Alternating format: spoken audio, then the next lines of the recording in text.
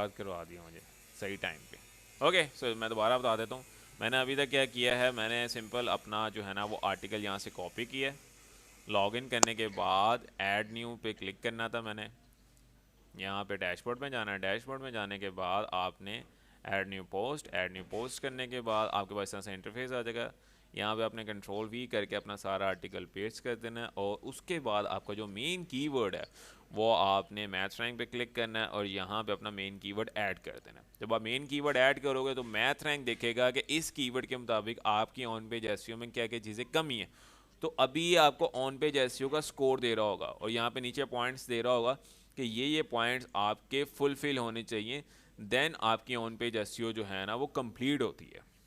ठीक है, जिस तरह से मेरा फोकस कीवर्ड टाइटल के अंदर है, सबसे पहले टाइटल के अंदर मैंने इम्बेड किया। उसके बाद जो है ना वो डिस्क्रिप्शन के अंदर है, मेटा डिस्क्रिप्शन। एंड फर्दर जो है ना वो मेरे पास फोकस कीवर्ड सब हेडिंग के अंदर, फोकस कीवर्ड सब हेडिंग के अंदर किस तरह से मैंने यहाँ पे अभी एक सब हेडिंग के अंदर मैंने फोकस कीवर्ड ऐड किया। ठीक है, नहीं तो आप यहाँ पे भी कर सकते हो। जिस तरह से मैं यहाँ पे कर देता हूँ, नहीं उसके अंदर ही ऐड होना था फ्रीक्वेंट क्वेश्चन आंसरिंग में, तो मैंने उसके अंदर ही ऐड कर दिया। सो इसके बाद जहाँ जहाँ पे इंश्योरेंस लिखा है मैं वहाँ पे सर्च करूँगा, चेक करूँगा कि वहाँ पे मेरा कीवर्ड ऐड होता है कि नहीं। ठीक है, सर ये इसका अपना टूल है वर्डप्रेस का? नहीं ये प्लग इन हुआ हुआ है। तो किस नाम का? Math rank.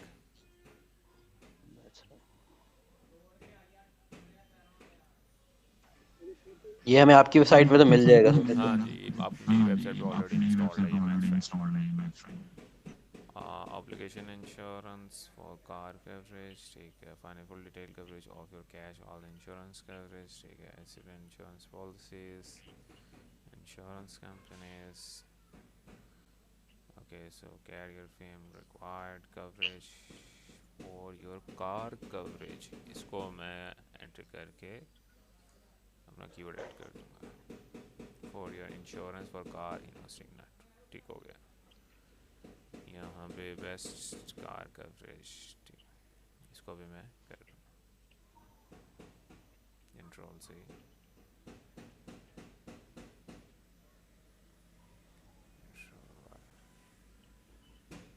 ठीक है,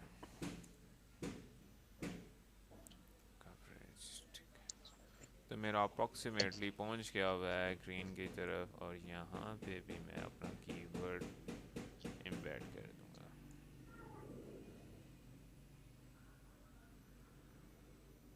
and auto insurance demand consistent application insurance coverage for body damage,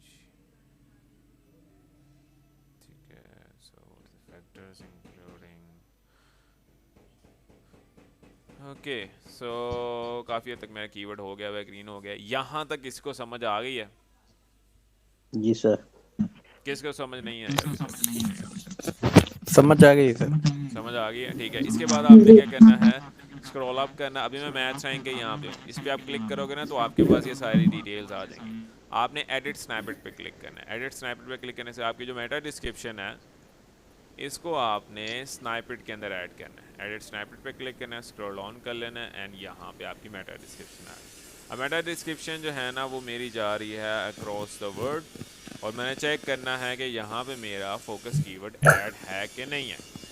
ठीक है, जिस तरह से इंश्योरेंस फॉर कार इन क्लॉवस ऑस्टिंगना, अबाउट, मैं यहाँ पे अपना कीवर्ड ऐड कर दूंगा। ओ ये नहीं, ओके, सो मेरा थोड़ा सा यहाँ पे मेटा डिस्क्रिप्शन डिस्टर्ब हो गया। ये है मेटा डिस्क्रिप्शन, एंड यहाँ पे मैंने जाना एडिट स्नैपेट पे, कंट्रोल वी, और यहाँ पे मैंने अपने कीवर्ड को ऐड करना है। यहाँ पे कार इंश्योरेंस, यहाँ पे अगर यहाँ पे मैं लिखूँगा ऑस्टिंगना में इंश्योरेंस फॉर कार इन क्लॉवस ऑस्टिंगना, ठीक है। सो 150 कैरेक्टर्स, आप ये देखो ना परमालिंक बहुत ज़्यादा जा रहा है, बहुत ज़्यादा आगे तक जा रहा है, तो मैंने इसको आगे तक नहीं लेकर जाना है। ठीक है, यहाँ पे परमालिंक भी सेट हो गया, और ये जा रहा है क्रॉस द बॉर्डर,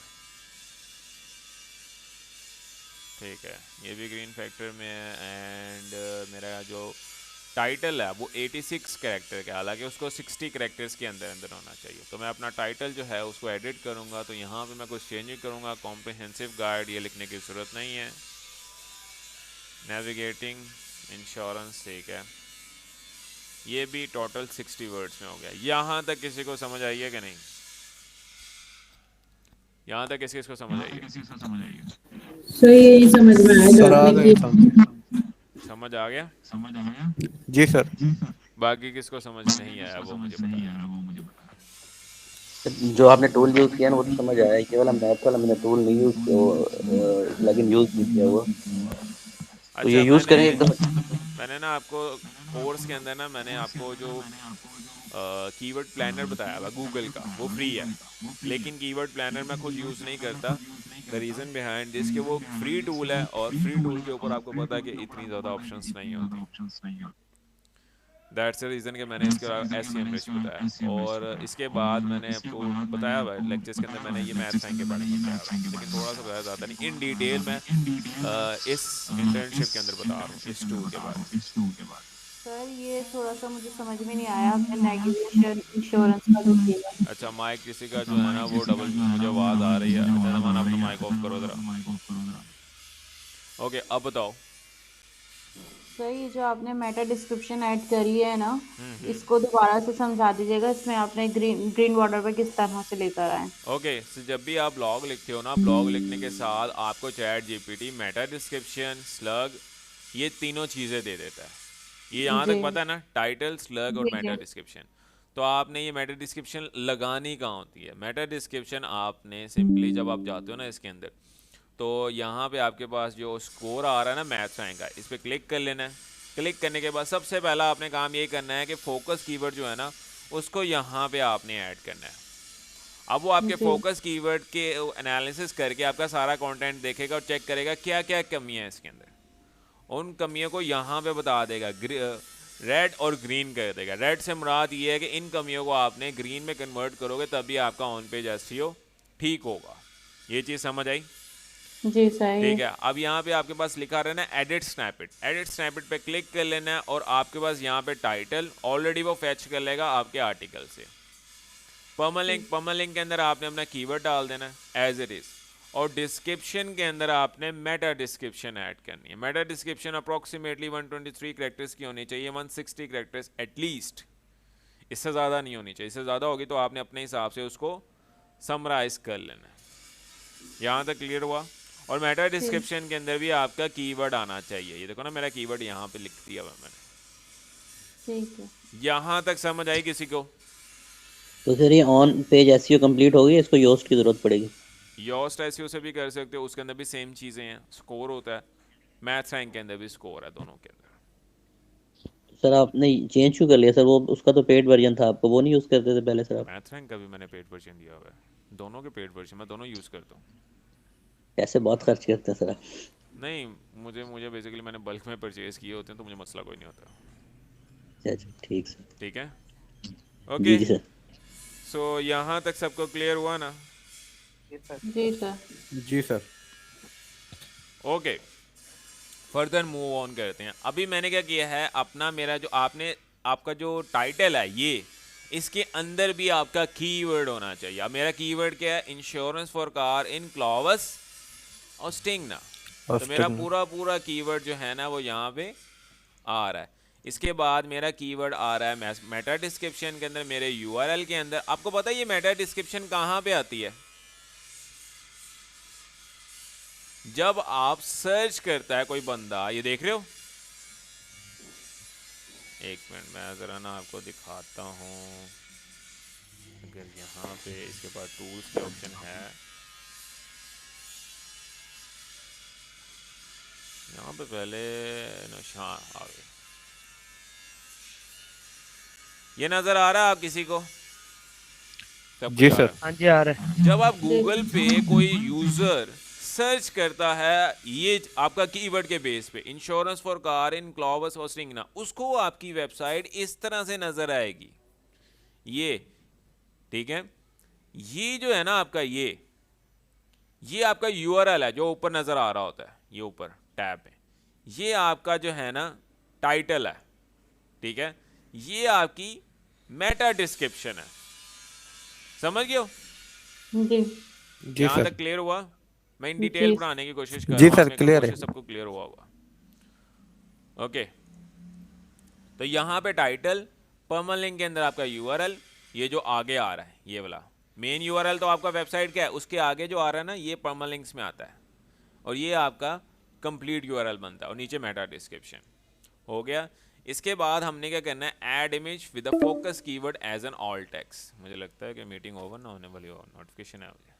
हाँ, ना 15 मिनट है अभी। 50 मिनट्स हैं, कोशिश करके 15 मिनट्स के अंदर मैं आपको कवर अप कर दूंगा। ओके, सो इसके बाद क्या करना है, हमने अब इसके अंदर एक इमेज ऐड करनी है। इमेज कैसे प्लेस करनी है, सबसे पहले हमने क्या करना है, इंश्योरेंस फॉर कार इन क्लाउस ऑस्टिंग नाम, हमने गूगल पे सर्च करना है ये, और हमने चेक करना है कि हमारे कंपेटिटर्स ने किस तरह की इमेजेस बनाई हुई हैं। इमेजेस में जाना है, ये देखो यहाँ पे भी इमेजेस, अब ये देख रहे हो, ये ऑलरेडी मेरी ब्लॉग लिखा हुआ है इसके ऊपर, ये भी इमेज रैंक कर रही है। आपको पता है इमेजेस रैंक करती हैं, जो हम इमेजेस लिख रहे होते हैं ना उसको ऑल टेक्स्ट के अंदर हमारा कीवर्ड होता है, तो वो भी रैंकिंग में जाती हैं। अब देखो इस तरह की सारी इमेजेस आ रही हैं, तो अब मैं क्या करूँगा, एक इमेज बनाऊँगा, ठीक है। इमेज बनाने के लिए सिंपल आपने क्या करना है, यहाँ पे कार इंश्योरेंस लिख लेना है। कार इंश्योरेंस सर्च करने के बाद आप चले जाओगे यहाँ पे, नॉट नाउ, इमेजेस में चले जाओ। इमेजेस में जाने के बाद आपने कोई एक जो है ना वो ले लेनी है इमेज। जिस तरह से एग्जांपल के तौर पे मैं एक ये इमेज ले लेता हूँ, यहाँ से भी इमेज ले सकते हो। अदरवाइज इससे भी बेटर ऑप्शन क्या है कि आप ना एआई के थ्रू इमेज जनरेट करो। बिंग की एआई इमेज जनरेटर किसी ने यूज़ किया हुआ है? नो। वो नेक्स्ट क्लास में मैं इंशाल्लाह बताऊंगा कि ये इमेज किस तरह से बनाते हैं। अभी मैं फ़िलहाल ये ले लेता हूँ, सेव कर लेता हूँ। सेव करने के बाद मैं इसको सेव करने के बाद मैं चले जाता हूँ यहाँ पे पोस्टर माय वॉल में।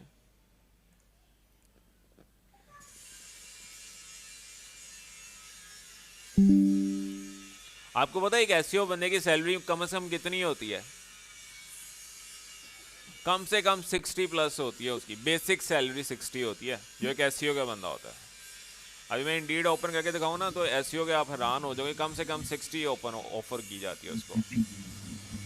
$60,000 से सर? कम नहीं, 60 पाकिस्तान में बात कर रहा हूँ मैं इस टाइम, इंटरनेशनल पे नहीं बात कर रहा। $60,000 सही कह रहा, ठीक है। तो क्योंकि एक एसईओ का ही बंदा वो होता है जो कंपनी के लिए लीड्स ऑर्गेनिक जनरेट करता है, उसके पास ट्रैफिक लेकर आता है। ट्रैफिक इन सेंस वो उसके कस्टमर्स ही होते हैं। जैसा तो मैंने कल आपको एक डीप एग्जांपल नहीं, मैंने कल नहीं दी थी, मैंने अपनी जो फिजिकल क्लास है उसके अंदर दी थी, होस्टिंग की एग्जांपल दी थी। एनी हाउ, अब आपने क्या करना है, जिस तरह से हम न्यूज़ बेस्ड पोस्ट बनाते थे, हमने क्या करना है, हमने एक ब्लैंक डिज़ाइन ले लेना है। ब्लैंक डिज़ाइन लेने के बाद आपने क्या करना है, आपने एक डिस्प्ले साइज़ ये ले लेना है, डिजिटल डिस्प्ले, इस पर क्लिक कर लेना है। इस पर क्लिक करने के बाद आपके पास एक इस तरह से रेक्टेंगल में आपके पास आ जाएगा, ठीक है। इसके बाद हमने यहाँ पे अपलोड कर लेना है, जो अभी हमने इमेज डाउनलोड किया है उसको यहाँ पे हमने अपलोड कर लेना है। ये शटर स्टॉक की इमेज है।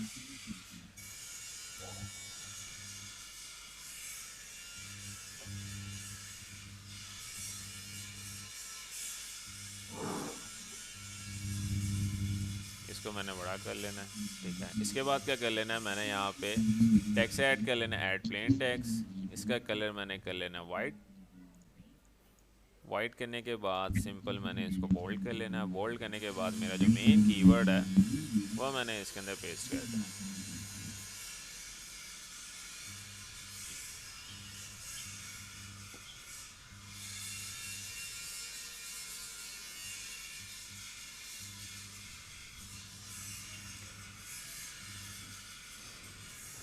Okay, so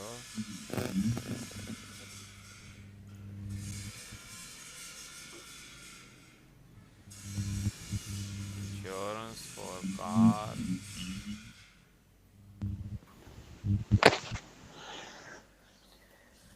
सर ये जब व्लॉग हमारा पोस्ट हो जाएगा तो इसको हम लोग किसी कंट्री के अंदर सिलेक्ट करके भी पोस्ट करते हैं, या मतलब कि वो जो हमने कीवर्ड जो सर्च किया तो वो मतलब कि वो सिर्फ यूएसए में जाके सर्च होगा? जो आपका कीवर्ड है वो उस स्पेस में ही आपका सर्च होगा, यूएस में ही। यूएस में ही सर्च होगा। ठीक है, अब दो चीज़ें हैं, इस पर अगर हम क्लिक वो करके मैं इसको ब्लॉग, ट्रेंड कर लेता हूँ। ये मेरा अपर वाला टेक्स्ट जो है ना वो क्लियर हो जाएगा। अच्छा, क्या कह रहे थे आप? अच्छा अगर हमने ब्लॉग पाकिस्तान में लिखा है, हाँ जी। जैसे कि अब हम लोग ने जब गूगल का हमें यूएस का सर्च चाहिए तो हम गूगल यूएस खोलते हैं, फिर उसके अंदर टाइप करते हैं सर। तो अब हमने ब्लॉग बनाया पाकिस्तान में, पोस्ट पाकिस्तान से किया, तो वो मतलब अब डायरेक्ट यूएसए में कैसे वो जाएगा? कीवर्ड मतलब ऐसे वो ही है। नॉर्मली ओके, जी सो गूगल इस तरह से काम नहीं करता। मेरा जो होस्टिंग है ना, ठीक है, उसका जो सर्वर है वो मैंने न्यूयॉर्क में रखा हुआ है, और स्ट्रिंगर का जो सही मैंने ग्लोबल उसका ना मैंने सर्वर डिसाइड किया था, वो मैंने न्यूयॉर्क का सर्वर रखा है। सबसे पहले काम मैंने ये किया हुआ है। तो मेरा जो मेन सर्वर है वो न्यूयॉर्क में है। जब भी कोई बंदा सर्च करता है तो आपको पता है नेटवर्किंग में क्या होता है कि रिजल्ट्स जनरेट होते हैं थ्रू आईपीस। सबसे पहले वो अपने इर्द गिर्द के नेटवर्क को देखते हैं कि उसके अंदर वो जो सर्चेस अवेलेबल हैं वो वही शो करवाता है। सही सर। ठीक है, so that's the reason. Keyword अगर मैंने यूएस का सिलेक्ट किया तो मेरी वेबसाइट भी यूएस में ही जाएगी, क्योंकि ये कीवर्ड पाकिस्तान में तो कोई सर्च करने वाला नहीं है।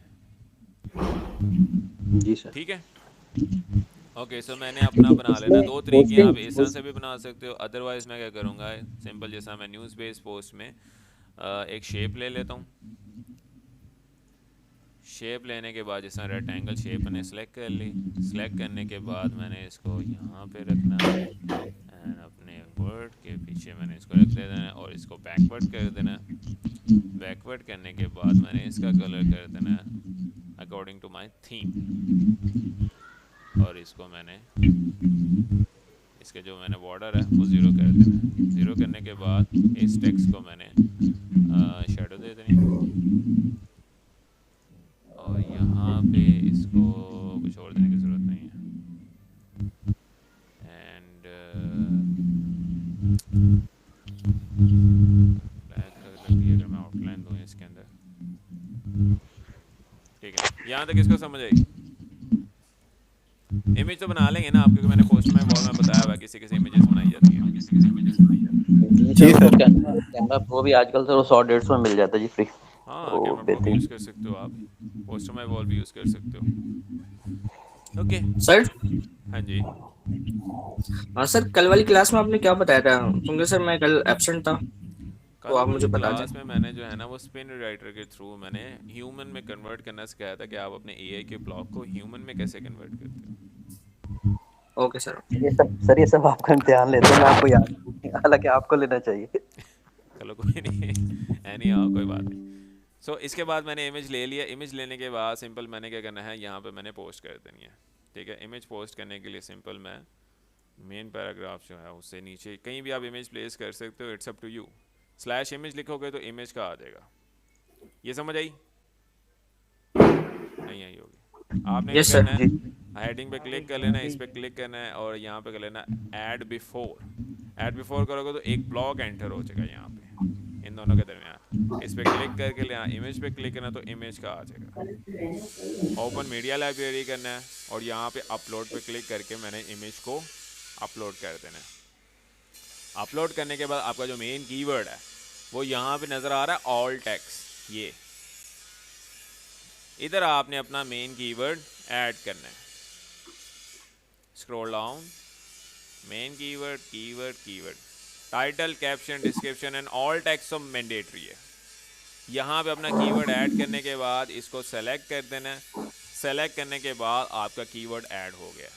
ठीक है, वो देखो हमारा जो था focus keyword with image all text, वो भी ये ग्रीन हो गया।